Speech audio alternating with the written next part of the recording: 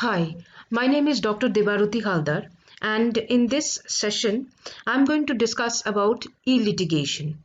We all know that during the pandemic era, everything has become internet or, for example, electronic communication oriented or dependent.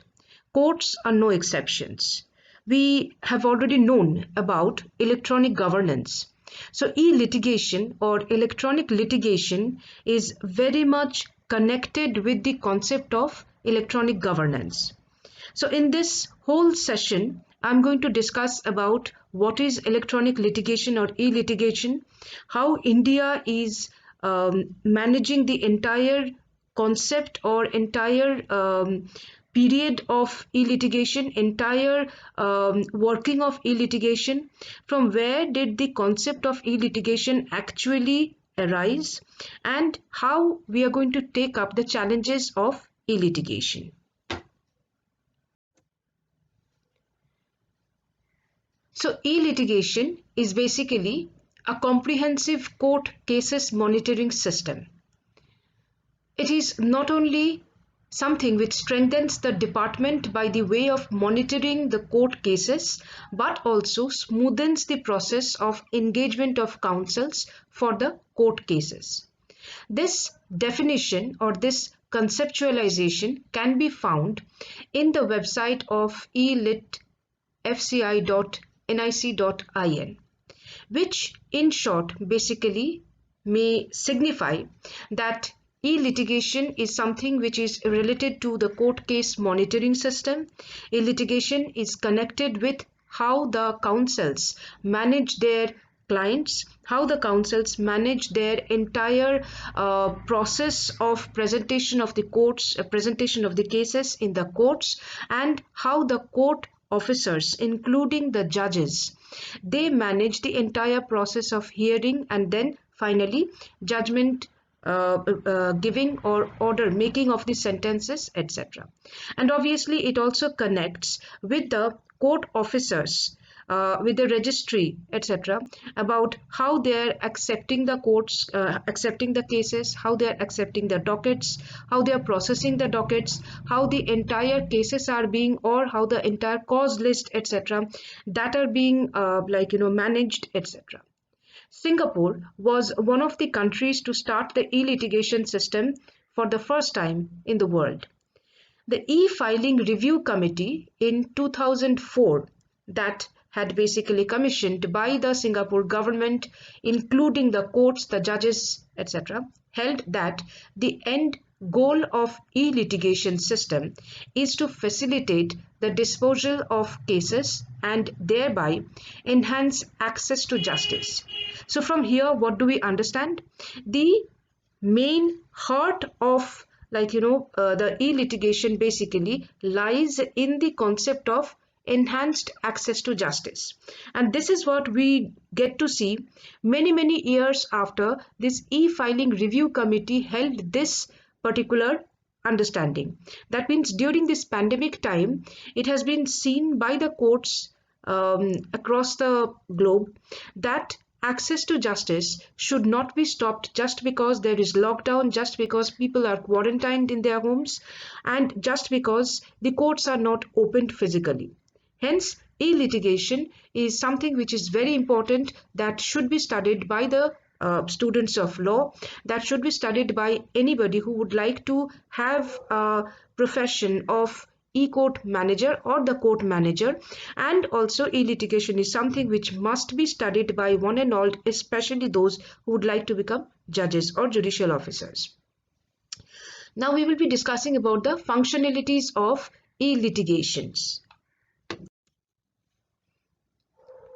So what was proposed in the e-review committee? Now, as I just discussed, number one, functionalities of the e-litigation system. This includes case management for law firms. As we can get to see, e-litigation does not only concentrates its scope within the court. It basically starts from the offices of the lawyers, attorneys. So case management by the law firms, how they are accepting the clients, how they are counseling the clients, how the privacy of the matter is being ensured. Now, how the entire case is now being documented, how that is going to the court, that is being processed. That is the main functionality, or that includes within the concept of functionalities of the e-litigation system. Next is case management for the courts. What is the case management for the courts? Once the docket, or once the case has, or once the application for being registered in the courts has reached the registry, or the court registry, or the office of the courts, how it is being numbered. Previously we used to get to see that these dockets, these the case materials, the documents, etc., that are being produced to the offices of the courts, that are being numbered, and then that are being accepted, and then that is going to be processed, and from the court registry office decision would be taken to which court this particular documents, etc., this particular case would be posted, depending obviously upon the nature of the case, whether it is a civil case or whether it is a criminal case. If it is a criminal case, depending upon the gravity of the criminal offense, depending upon what the law says, which judicial officer would be fit to try these kinds of cases, all these things would be decided by the registry office. Now, since we are talking about the e-litigation system, everything is now electronically processed, and in a digitized manner this basically is processed. And last but not the least, electronic hearings. Now this depends very much upon the judges, the court as such, the court administration, the third party who are basically supporting the entire e-infrastructure, and obviously the counsel and the parties that are involved in the cases, who are the main component parts of any litigation procedure. The other thing that basically was proposed for this e-committee that should be emphasized, that should be looked upon, is the corollary considerations, reviewing of the litigation process. Now, as we know that when the entire litigation is in process, that means once the case has been admitted, the parties have been notified, and then the lawyers start getting ready for their big fight in the courts, etc., and also the judges have been decided that who is going to judge, who is going to be the case receiver, that means the judicial officer, etc. Now comes the question of the entire reviewing of the litigation process. That means in this case the access to justice, the access to entire process must not be blocked due to any sort of infrastructural, or for example lack of connectivity, etc., problem for the litigant, for the parties. Cost and business model. This is something which is very, very important, because when we are setting up an infrastructure, it has to be seen that what should be the cost and what should be the business model, how the courts, the court officers, etc., should be accommodating the entire thing within their budget, and open technical standards for integration and interoperability. This again depends very much upon which sort of companies or intermediaries are being included in the entire project, how the stakeholders are going to train the other stakeholders, that means the judges, the lawyers, and also the court officers, etc., who are going to support the entire trial process, who are going to support the admission of the case process, etc. Now, what was the primary concern of this Singapore e-committee review, since this is one of the first e-committee review, and this basically showed the path that yes, e-litigation can be considered or can be achievable goal. The first thing that e-litigation system should provide is seamless way of conducting due diligence checks with the publicly accessible information systems operated by multiple governmental departments. For example, the identity number and address of the parties with the Accounting and Corporate Regulatory Authority, which is called as ACRA, for corporate and individuals. Cause book, bankruptcy and winding up searches with registries of the Supreme Court and subordinate courts. Vehicle registration information from the Land Transport Authority. Marriage applications and marriage record searches from the Registry of Marriage. property tax or valuation list information from the Inland Review Authority of Singapore, and land lot number searches from the Singapore Land Authority. The data in the available system should be capable of being interfaced with the ELS or future web services. What do we understand from this primary concern that we do get to see in the document of the review committee?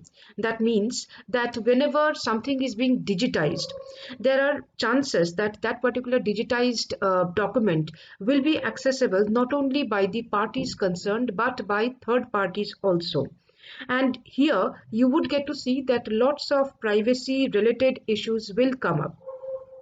For example, when a particular document is being accepted, when the case is being accepted, obviously some identity numbers, etc., would be given to the parties, would be given to the cases. Again, as you get to see, bank related matters would also be taken up for consideration. Again, as you get to see in the document that I just mentioned, marriage application related things, or for example, when the dissolving of the marriage is taking place, those things will also be in the record.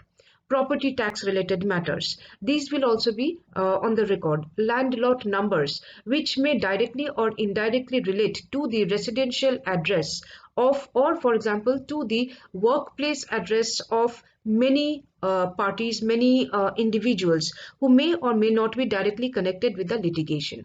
Now, what happens in such cases? If everything is made publicly accessible, then the parties concerned, or even for example some other parties or some other individuals who may be directly or indirectly related to the primary parties who are having their litigation, all of them may be affected. Why? Because of the privacy infringement issues.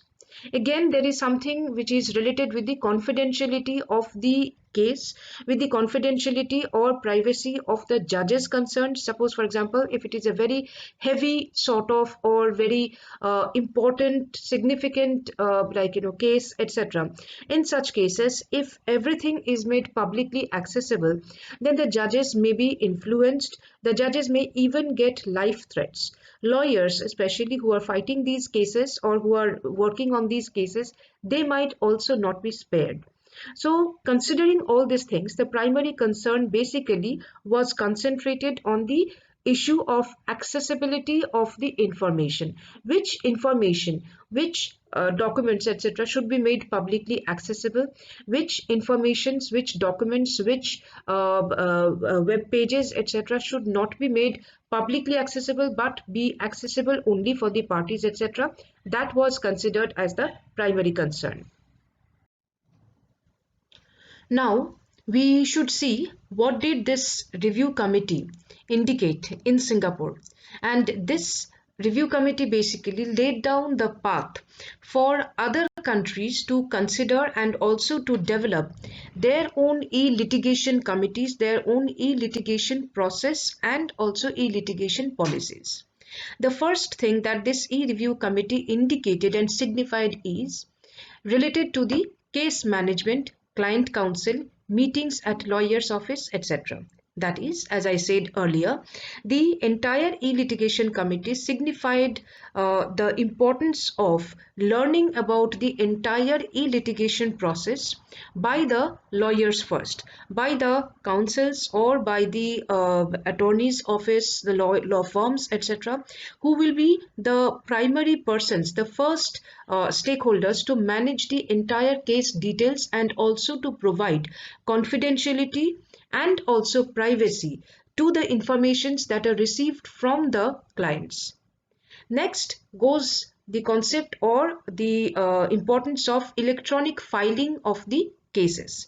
How this filing of the cases should be processed. Obviously, here the concepts of e-governance would be having much significance. That means how the entire generation of the electronic records would be recognized by the officers of the courts. Next, how again the layers of security would be provided to these documents, would be provided to these informations, and then how it should be stored, how it should be recorded. And then from there, how the signatures of the parties would be accepted, how the signatures will be processed. Next, from here, we would see that electronic filing of the case would automatically show that how the proceedings of the entire thing would be taking up. So the next thing that you get to see on my left hand side in the bottom, you do get to see accessibility of the documents by the court officers, judges, lawyers. Once the electronic filing of the cases has basically happened, then definitely that particular record should be made accessible by the stakeholders, that is the primary stakeholders, that is by the courts, by the judges, by the court officers, and by the lawyers. Now consider, for example, if the judge wants to see the entire record, the evidences, the testimonies, etc., or even, for example, the land related documents, the history of the entire case details, etc. In physical cases, you would get to see that the judges would be given bunches of papers, big files, etc., which the judges will have to go through it before coming to the final conclusion after hearing the arguments, after hearing the trial, etc. Now in such cases, especially for the electronic litigation cases, everything should be electronically accessible, everything should be digitized, and that digitized document should be provided to the stakeholders, including the lawyers, the defense, the prosecution, and also in certain cases, certain witnesses must also be let know when the dates are coming, when they have to give their testimony, etc. In all such cases, what we do get to see, the accessibility of the documents by the courts, officers, court officers, judges, lawyers, etc. That was also one of the primary recommendations, that was primary importance that was also given for processing for the policy of the e-litigation. Finally, e-proceedings, publishing of the orders, how to give these order copies to the clients. This was also considered as one of the very important matter that should be decided, that should be made into a proper policy by the e-review committee. From here, basically this e-litigation or e-review committee that was taken up by Singapore way back in 2004, this was taken up by Singapore especially in cases for arbitration, etc. But this actually made the stone rolling for Singapore. In India, even though the concept of e-litigation, etc., started way back in 2005, and since we had Information Technology Act since 2000, which was basically like coming up from 1999, e-litigation did not materialize till 2020. Before this, basically, some parts of e-litigation could be seen as executing or as happening, especially when we see from the perspective of video conferencing.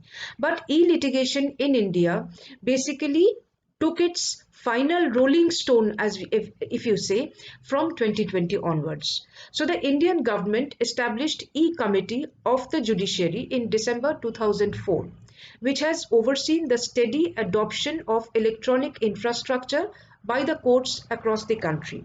In fact, if you are a law student, or if you are a young lawyer, or even suppose, for example, if you are a judge, you would basically get to see now, before the lockdown began, that means in 2019, 2018, 2016, 17, there are some sorts of chain of computers are there, or chain of computer networks are there in the courts, which will be transferring certain documents, which will be used by the court offices, by the judges, for accessing certain important government documents, accessing certain orders, etc. These actually started from 2004 onwards, but it was not like the proper e-litigation. Now, the e-committee of the judiciary in India suggested, as I mentioned, video conferencing and recording facilities at the beginning for the courts and jails in all states in their 2014 report. Now, this video conferencing, recording facilities, etc., that were specifically made for courts, jails, and for the cases of sexual offences, especially when child or women were involved as victims, or even in certain cases as the accused persons. The chairman of the Supreme Court E-Committee, Dr. Justice Chandrachud, held a video conference with chairpersons of the computer committees of various high courts in April 4, 2020. And this is when the lockdown already started.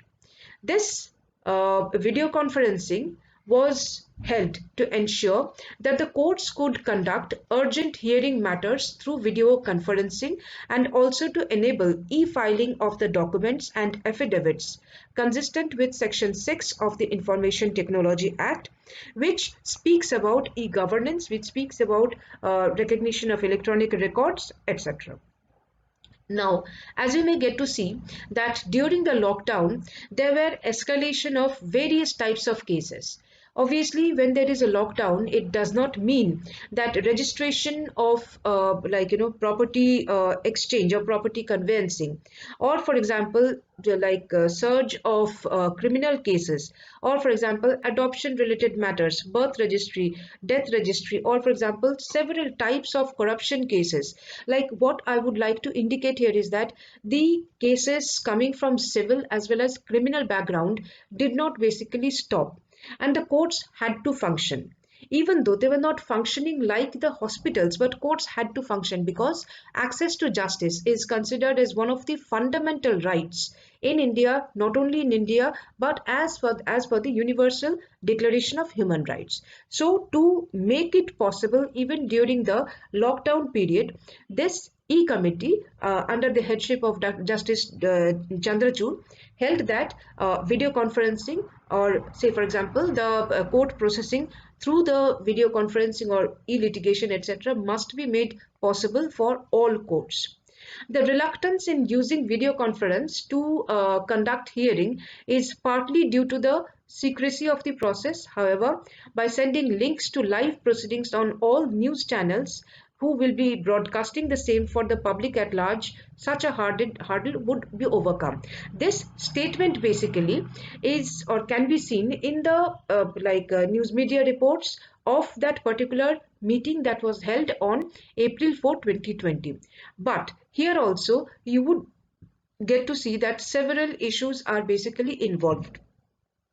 Say for example, the judges had to be trained in India how to use the entire video conferencing system, or for example how to be comfortable for live streaming. What are the cases that should go for live streaming? It completely depends upon the judges that whether that particular matter is fit for live streaming or not, whether the lawyers are properly trained to attend the online trial process or online litigating process, etc., how to include the parties if they are needed to be included or not. Video conferencing again here, that whether the links that are being generated for the entire e-litigation system, that should be how that should be basically provided to the clients, how that should be provided to the lawyers, how that should be executed. All these things were basically being taken up. Now presently we do get to see that in India, Gujarat High Court has gone for live streaming, and that is being supported by YouTube also. However, here also you do get to see there are several challenges are there. Say for example, number one is that how the lawyers, how the counsels are taking this. At the beginning, when this entire e-litigation process started rolling in, people were confused. That is, the stakeholders were basically confused. How to present your case before the court through the e-process. How to communicate with the judicial officers, the judges, through the e-process. Everything was in a very much confused state of affair. Plus, if it is a video conferencing kind of thing, if many other people would be included, how to monitor the exchange of words. In many cases, especially in several criminal cases and also in civil suits, we do get to see that the clients especially, they may lose their patience, they may lose their temper, and they may start fighting. So how to maintain the court decorum when the entire thing is going in the e-litigation process? Everything needed to be seen, everything needed to be properly understood when we started discussing about the e-litigation system in India, especially during the lockdown period. Now let us see how the concept of e-litigation has influenced the proceedings of Income Tax Appellate Tribunal rules. And this website, or this link that you are getting to see in the header, basically would lead you to understand that how the income tax appellate tribunal had taken up the entire e-litigation system long before this entire pandemic period started. So the decision was taken in March 2012 to set up the e-tribunal for hearing appeals via video conferencing. As we can get to see, 2012 and 2020, in between, several years have passed, and the Income Tax Appellate Tribunal was one of the first courts, basically one of the first court setups, which had taken up the entire e-litigation procedure. The key points of the direction by the Indian Government Ministry of Justice dated 9th November 2012 regarding holding of the virtual tribunals where appeals and applications fixed before the Income Tax Appellate Tribunal Nagpur bench will be heard through video conferencing by the members of the Appellate Tribunal sitting at the Appellate Tribunal Mumbai. So here where the officers will be holding their office, that was basically considered. Next was the President ITAT, that is Income Tax Appellate Tribunal, will nominate from time to time the members hearing the cases through video conferencing system. That means there is a proper system about who would nominate which member will be hearing which case.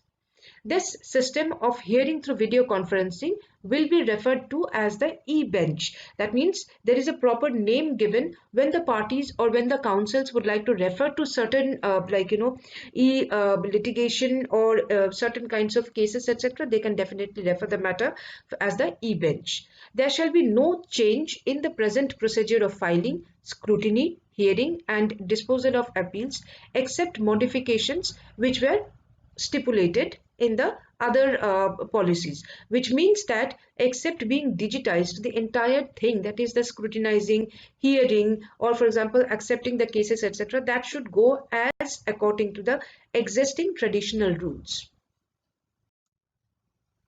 As we get to see, e-governance is the key word in every department of life today. So under the e-court project, the access to online journals like the All India Report, Supreme Court cases, etc. are provided. The judgments of the Supreme Court are available online. Judgments from 1950 till date are now available at the web pages. Some of the high courts are also web hosting the judgments of the high courts, and it is not only the Supreme Court cases, etc., but we do also get to see there are some private bodies which are also showcasing the judgments, the recent judgments of the high courts and also the Supreme Courts.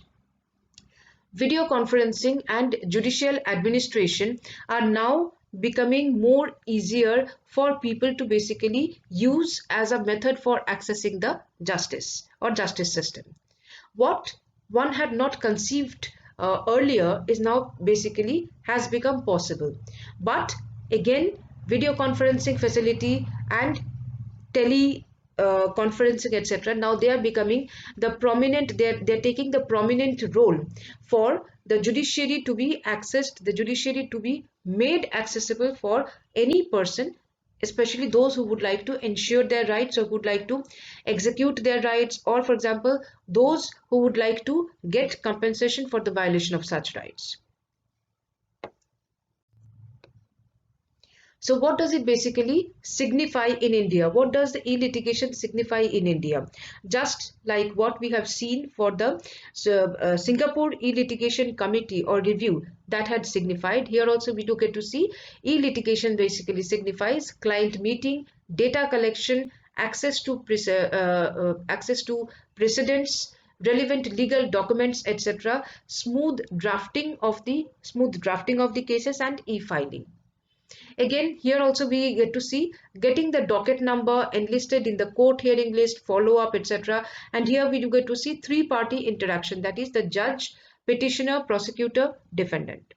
Further, we also get to see initiating of the trial involving of the main parties, that is victims, petitioner, defendants, then examination via video conferencing, etc. And finally, e-litigation also includes execution of the sentences in real life, and that is something which is very important, because here comes the question of sentencing and execution given while the entire e-litigation proceeding is basically taking up, but getting to see the effect of effect of this e-sentencing procedure in the real life.